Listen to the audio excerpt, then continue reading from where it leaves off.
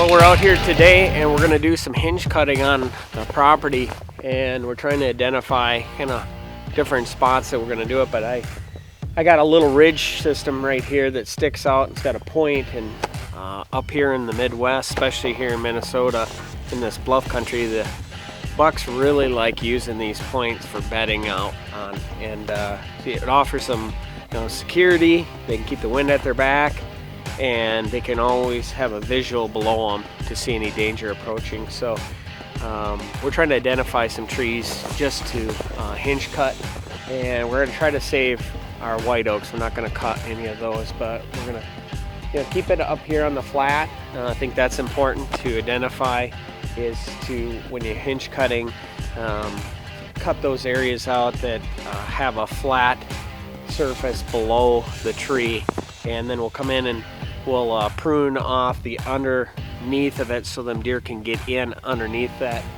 tree as it's hinged over. But you'll notice when we cut the trees, we don't cut them completely off. That's why they call it hinge cutting. We'll cut them and then we'll push them, try to get them to tip over and still stay attached, so that cadmium layer is keeps that tree alive and growing even when it's tipped over. So right now is the time to do that because the trees are still dormant. That's important this time of year. We're going into the spring period here. It's the first week of March, so we want to get after it right now before these trees start to bud out. So, yeah, fire up the saws and get the safety gear on and start doing some bedding improvement, some hinge cutting.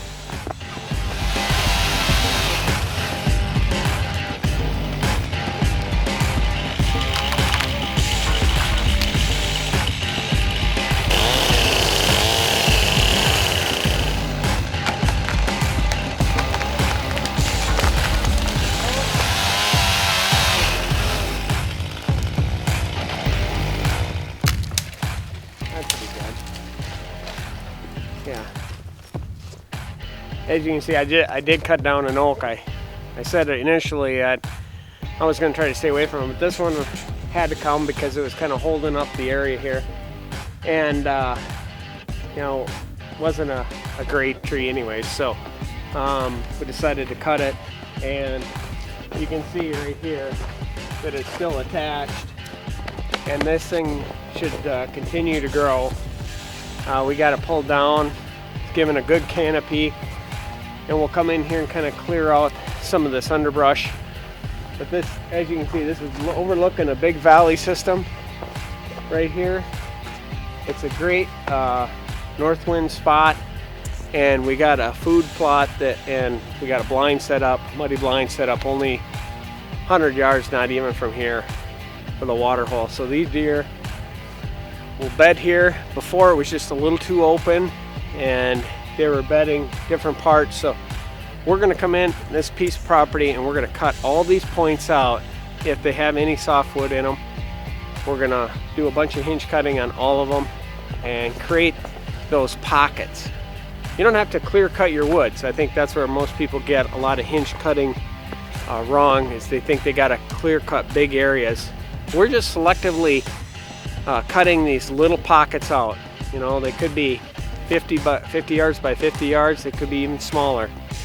We're just trying to get a family group of deer to bed here. Not every deer in the property.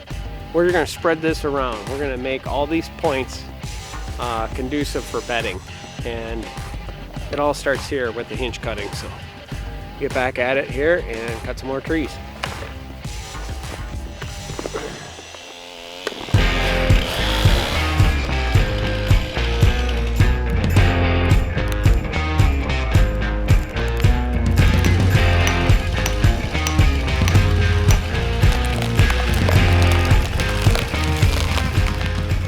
Pretty much everything we needed to, looks like, for the most part. Yeah, now we can move on to the next ridge, but now's the time to get out here and get all your hinge cutting done right before spring green up. So it's all part of managing big bucks. There's a multitude of things that creates big deer habitat and growing big deer. Hopefully today you got a little instruction on hinge cutting. I'm not an expert by any means. There's a lot of guys that are a lot more qualified than I am to talk hinge cutting, but hey, everybody can do it. You just get yourself a chainsaw, a good wedge, and a sludge, and a tree hook. There's a habitat tool to pull down those trees and push on them so you can bend them over without having to cut them, all the way off. That's the key. Keeping them alive and growing. Looks good, Brandon. Yep.